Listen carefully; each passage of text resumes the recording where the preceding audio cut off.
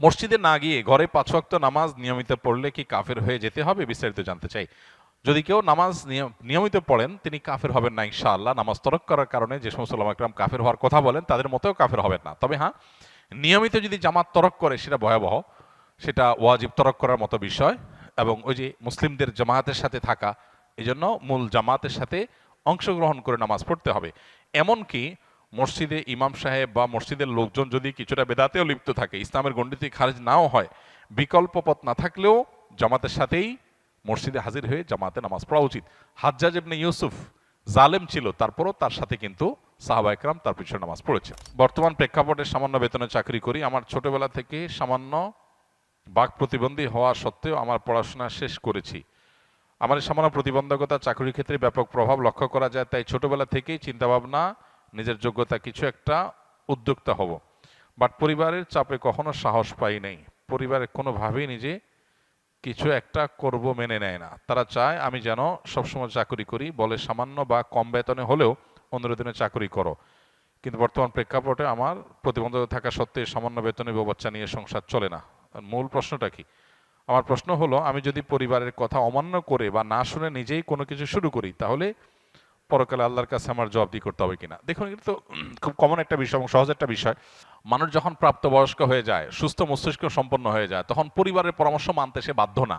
তবে যদি তার নিজের বিবেক বিবেচনার চাইতে পরামর্শ যারা দিচ্ছে তাদের বিবেক বিবেচনা বেশি গুরুত্বপূর্ণ মনে হয়, ভালো মনে হয়, ডিপ মনে হয়, এবং সবাই পরামর্শ দেয়, তাহলে সেটাকে আমলে নেওয়া উচিত। মুসলমান পরামর্শকে গুরুত্ব দেওয়া উচিত, কিন্তু সে বাধ্য না। প্রাপ্তবয়স্ক মানুষ, সে কি ব্যবসা করবে না চাকরি করবে তার ব্যাপার। তবে হ্যাঁ, আবেগের কারণে আমি ভুল ডিসিশন নিতে পারি, সেক্ষেত্রে যে বিষয়ে কাজ করব সে বিষয়ে অভিজ্ঞদের সাথে পরামর্শ করে ডিসিশন নেব।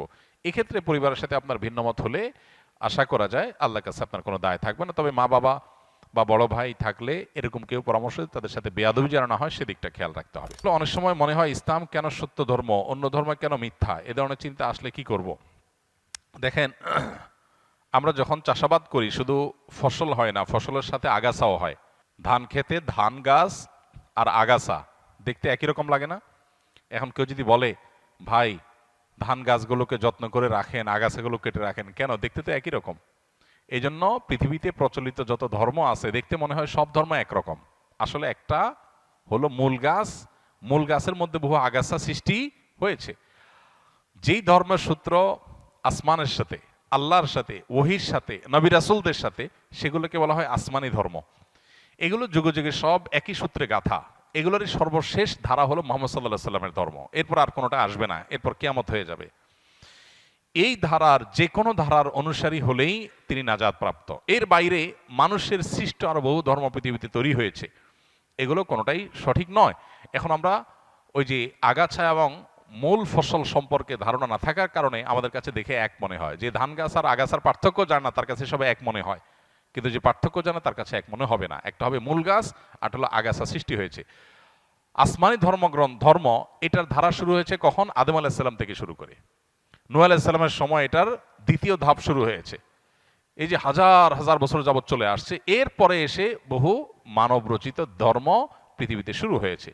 অতএব এগুলোর ভিতরে কোনটা আল্লাহর মনোনীত আর কোনটা আল্লাহর মনোনীত না, এটা বোঝাটা হলো গুরুত্বপূর্ণ। আল্লাহ কোরআনে বলেছেন, না দিন ইনদাল্লাহিল ইসলাম, আল্লাহর কাছে একমাত্র মনোনীত দিন হলো ইসলাম। ওয়া মান ইয়াবতাগি গায়রাল ইসলামি দীনান ফালান ইউকবালা মিনহু, আল্লাহ বলেছেন যে ব্যক্তি ইসলাম ছাড়া অন্য কিছু আল্লাহর কাছে ধর্ম হিসাবে নিয়ে আসবে, অ্যাকসেপ্টেড হবে না।